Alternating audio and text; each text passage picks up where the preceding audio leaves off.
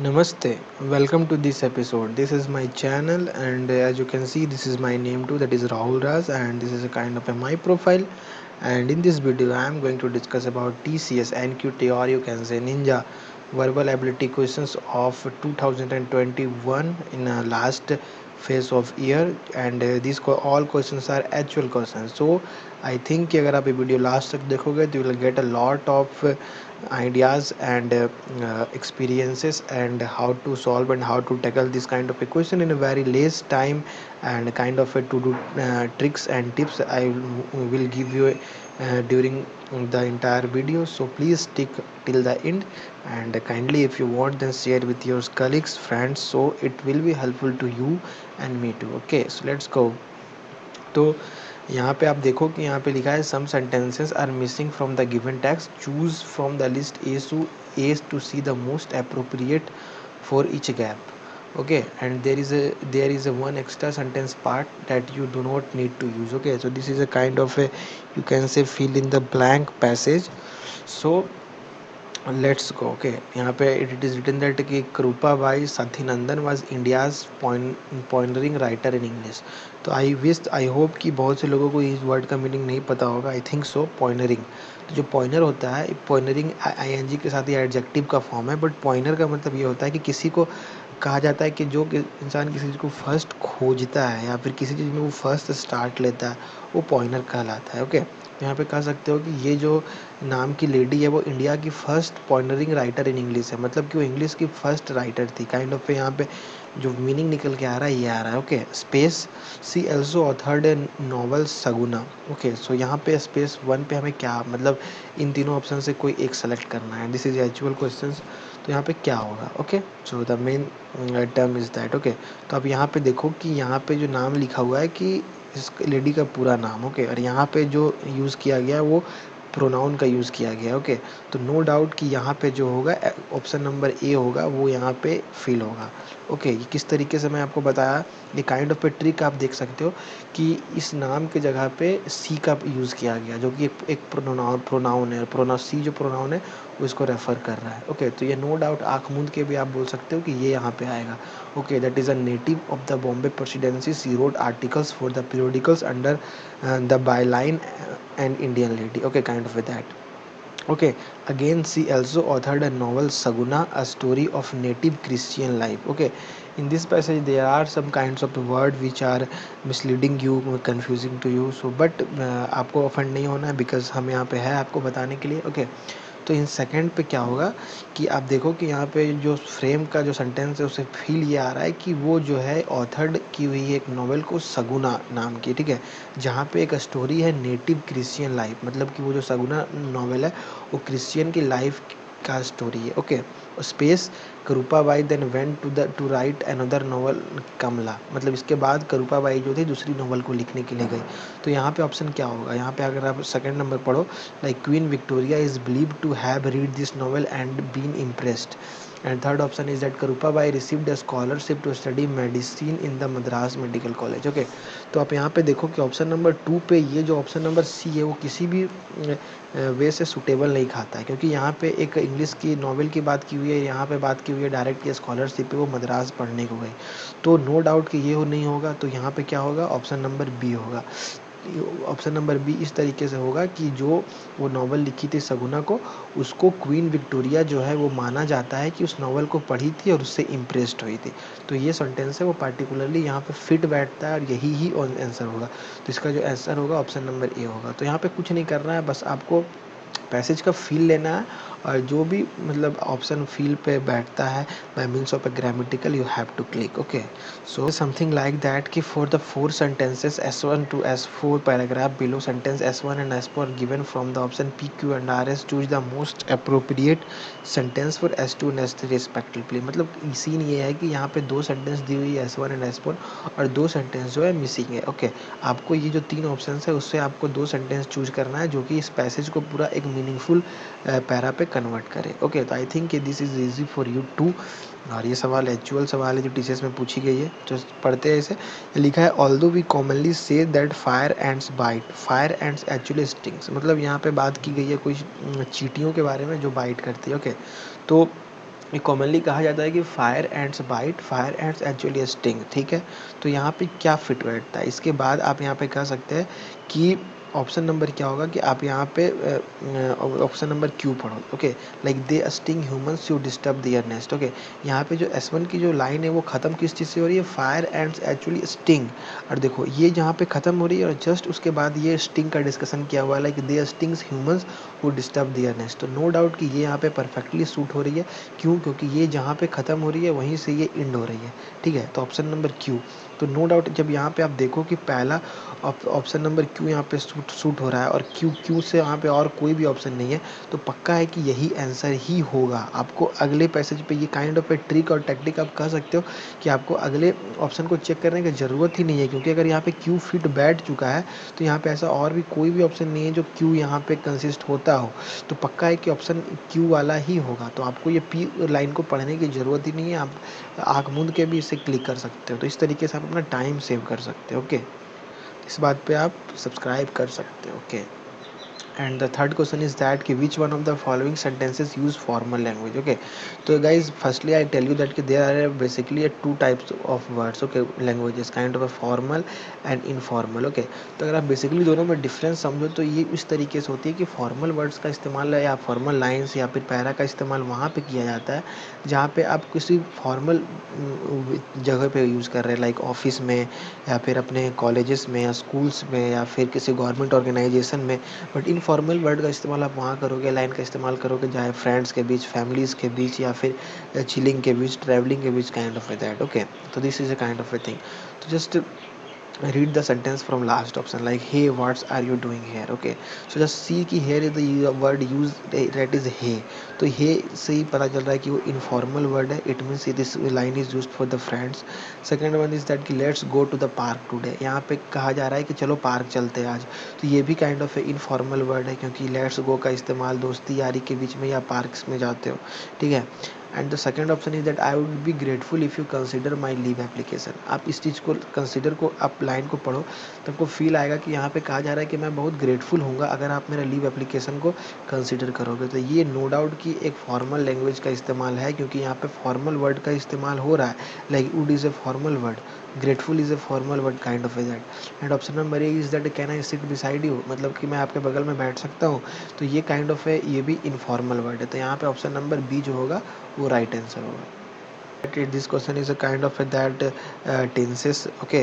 तो यहाँ पे अगर आप टेंस का अगर आपको नॉलेज है तो ये सवाल आप लेस देन 20 सेकेंड में मार दोगे। लाइक मैंने जब TCS का एग्जाम दिया था तो मैं ये सब सवाल को तो 10 सेकेंड के अंदर ही बना देता था। तो it's all up to a new that की how good your grammar is that. So in this channel you will get video regarding this topics of numerical ability, verbal ability and kind of a reasoning and coding, pseudocode, like that. So please subscribe and share with your colleagues to get updated by these kinds of a video, okay. So here is a line that ki I space waiting for 2 hours and I cannot wait any longer. It means that कि मैं जो हूँ मतलब 2 घंटों से इंतज़ार कर रहा हूँ और मैं इससे ज़्यादा इंतज़ार नहीं कर सकता, ओके। तो यहाँ पे आप वर्ड देखो कि आई शुड बी लेटेस्ट। अगर आप, मैं तो आपको बता रहा हूँ हर ऑप्शन को लेकर, ताकि मैं आपको सबका फील दे पाऊँ कि क्या यहाँ पे होने पे क्या होगा। अगर आप शुड बी का मैं यहाँ पे डालो तो शुड जो होता है, अगर आप शुड का अगर आप डिक्शनरी का मीनिंग सर्च करोगे तो इसका मीनिंग होता है चाहिए, चाहिए। मतलब आई शुड टू इट, मतलब मुझे खाना चाहिए, काइंड ऑफ दैट। तो I should waiting for 2 hour, मतलब मुझे 2 घंटा वेट करना चाहिए। तो ये हो ही नहीं सकता, ओके, नो डाउट। फिर अगर यहाँ पे आप इस्तेमाल करोगे वुड हैव बीन, ओके, तो ये तो ग्रामेटिकली इनकरेक्ट सेंटेंस है।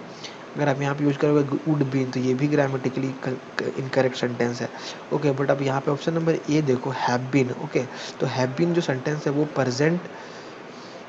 प्रेजेंट परफेक्ट कंटिन्यूअस टेंस है, ठीक है। और इस्तेमाल तभी होता है जब आप बहुत देर से कुछ चीज़ों को कर रहे हो और अभी तक करते हो, तो वहाँ पे प्रेजेंट परफेक्ट कंटिन्यूअस टेंस का इस्तेमाल किया जाता है, ओके। और आई के साथ, आई जो फर्स्ट पर्सन है उसके साथ most of the time have का यूज़ किया जाता है, जो भी आई हैव आई के साथ यूज़ होता है, ओके। तो I have been waiting for 2 hours, मतलब मैं 2 घंटे से इंतज़ार कर रहा हूँ, still we I am waiting. Have been का इस्तेमाल वही होगा जहाँ पे वो चीज़ें कंटिन्यूटी में अभी तक हो रही है, इस तरीके से, okay. And I can not wait any longer, because ये देखो आप ING, it means this sentence is in a present tense. तो ये हैव बीन यहाँ परफेक्टली सूट करता है। तो इसका जो ऑप्शन नंबर होगा A. And guys I don't think कि कोई भी आपको इतने अच्छे से एक्सप्लेन करता होगा, so please go and subscribe and share with your friends to help me and help you guys and your friends too. Okay, and the next question is that ki one part of the sentence below may contain an error, identify the part, if there is no error choose no error. मतलब कि इस तरीके का जो passage में जो verbal ability का question होता है वो बहुत इजी होता है, मतलब इजीली इसको, क्योंकि वर्बल एबिलिटी ऐसी टॉपिक होती है जहाँ पे आप अपने मार्क्स को बढ़ा सकते हो। लाइक न्यूमेरिकल एबिलिटी में मे भी कि सवाल आपसे नहीं बने या फिर आपका कॉन्सेप्ट नहीं लगे, बट वर्बल एबिलिटी में कि ऐसा होता है कि या यू क्लिक, अगर आप अच्छे से ग्रामर पढ़े हो तो। ओके, तो सवाल को पढ़ो कि real Madrid brilliantly played against Barcelona last night. मतलब जो रियल मैड्रिड था बहुत अच्छे से खेला against Barcelona last night. Okay, तो यहाँ पे आप देखो रियल मैड्रिड, तो रियल मैड्रिड क्या है, रियल मैड्रिड एक फ्रेंचाइजीज का नाम है। तो यहाँ पे तो इरर ऐसा हो ही नहीं सकता है कि कोई काइंड ऑफ इरर होगा, तो यहाँ पे ये नहीं होगा। अगेंस्ट बार्सिलोना लास्ट नाइट मतलब बार्सिलोना के खिलाफ आखिरी नाइट, तो ये भी ग्रामेटिकली करेक्ट है। ओके, ये भी ग्रामेटिकली करेक्ट है, ये भी ग्रामेटिकली करेक्ट है। अब यहाँ पे देखो brilliantly played. Okay, real Madrid यहाँ पे एरर नहीं है, बट यहाँ प्लेड ये भी पास्ट टेंस में बात हो रहा है तो सही है, बट ये जो ब्रिलियंटली देख रहे हो यहाँ पे ब्रिलियंटली का इस्तेमाल नहीं होगा। ठीक है, तो ये क्या है कि ग्रामेटिकली आपका इनकरेक्ट लाइन है, तो यहाँ पे नो एरर हो नहीं सकता है बिकॉज ये लाइन पे आपका एरर है। तो option number A is a right answer. If you have still kind of doubt in this question और previous question as far I discuss, please smash your dots on comments. I'll try my level best to solve you. Okay, and the next question is that this is a kind of, I think कि very much easy सवाल हो कि kind of that कि bonus marks इस तरीके का question है ये, like that कि let us wait a space the clock strikes 12. Okay, तो आप देखो कि मैं आपको कुछ यहाँ पे वर्ड्स बता रहा हूँ जिसका क्या मीनिंग होता है, आप वो समझना। लाइक जो अंटिल होता है, अंटिल का मतलब होता है जब तक। अगर आप अंटिल का गूगल का में डिक्शनरी रीडिंग करोगे तो अंटिल का मीनिंग होता है जब तक। और सिंस का मतलब क्या होता है, सिंस को इस तरीके से आप कह सकते हो कि it's been raining since a morning, मतलब सुबह से लेकर अभी तक रेन हो रहा है, तो ये यहाँ पे तो फील ही नहीं हो रहा है। ठीक है, अंटिल इट माइट भी हो सकता है, अनलेस, अनलेस का मतलब ये हो सकता है कि इफ़ और नॉट, लाइक अगर होगा तो ठीक है, अनलेस आप जस्ट इसे यहाँ पे फील करो लाइक दैट कि let us wait until the clock strikes 12। मतलब ये हुआ कि हम तब तक वेट करेंगे जब तक क्लॉक 12 स्ट्राइक ना कर जाए। तो ये जो है कि ये आप ग्रामर से भी इसको आंसर कर सकते हो और bye means of your common sense भी आंसर कर सकते हो कि यहाँ पे अंटिल ही होगा क्योंकि वो परफेक्टली सूट कर रहा है उस लाइन पे। Okay, and the last question is that कि इज अगेन पैराग्राफ मैचिंग सवाल काइंड ऑफ दैट। तो यहाँ पे ये पूछा हमसे गया है ये कि the four sentence in S1 to S4 paragraph given below sentence S1 and S4 are given from the option PQR, choose the appropriate sentence. तो मैंने प्रीवियसली जो एक सवाल बताया जस्ट उसका एक रेप्लिका है, बस जो जो जो पैरा है वो अंदर है। ठीक है, तो इसमें भी सेम करना है क्या कि आपको जो है PQR इन तीनों में से दो लाइन को उठाकर यहाँ फिल करना है ताकि वो एक कंप्लीट पैरा बन जाए और एक वो मीनिंगफुल सेंस दे। ओके, तो मैचा टी मतलब matcha tea kind of a tea है जो वेरिएंट है of the Japanese green tea. मतलब मैका टी है वो एक वेरिएंट है, किसका वेरिएंट है, जापानीज ग्रीन टी का। And then S2 and S3। Okay, so let us search. Okay, अब देखो कि यहाँ पे अगर ऑप्शन नंबर अब पी देखोगे तो 1 serving of a matcha tea has 10 times more antioxidant that 1 cup of brewed green tea. Okay, तो यहाँ पे जो मैका टी को है ब्रेवरर ग्रीन टी से कंपेयर किया गया है। ठीक है, अभी इसे हम होल्ड पे रखेंगे। ऑप्शन नंबर क्यू को पढ़ेंगे तो it is made from the whole tea leaves and packed with antioxidant. Okay, अब जस्ट आप समझने का कोशिश करो कि यहाँ पे मैका टी का इस्तेमाल किया गया है। ठीक है, एंड देन पी वाले जो सेंटेंस है इसमें अगेन आपका मैका टी का इस्तेमाल किया गया है, और जो क्यू वाले सेंटेंस में आपका इट का इस्तेमाल किया है। It is a kind of है यहाँ पे प्रोनाउन जो कि मैका टी को रेफर कर रहा है। तो आप यहाँ पे देखो कि यहाँ जो इट है वो मैका टी को रेफर कर रहा है, तो मतलब पक्का ये होगा कि S1 के बाद S2 में ऑप्शन नंबर क्यू ही होगा, क्योंकि यहाँ पे एक बार जब नाउन का इस्तेमाल हो गया तो उसके बाद ये इट क्या कर रहा है कि वो नाउन को रेफर कर रहा है। मतलब कहा जाता है ना कि pronoun is a word which is used in the place of a noun, तो उसी तरीके से यहाँ पे यूज़ हो रहा है। लेकिन इसमें क्या हो रहा है कि मैका टी को फिर से इस्तेमाल कर दिया, तो ये तो हो ही नहीं सकता है यहाँ पे। तो यहाँ पे परफेक्टली सूट कौन करेगा, ऑप्शन नंबर क्यू।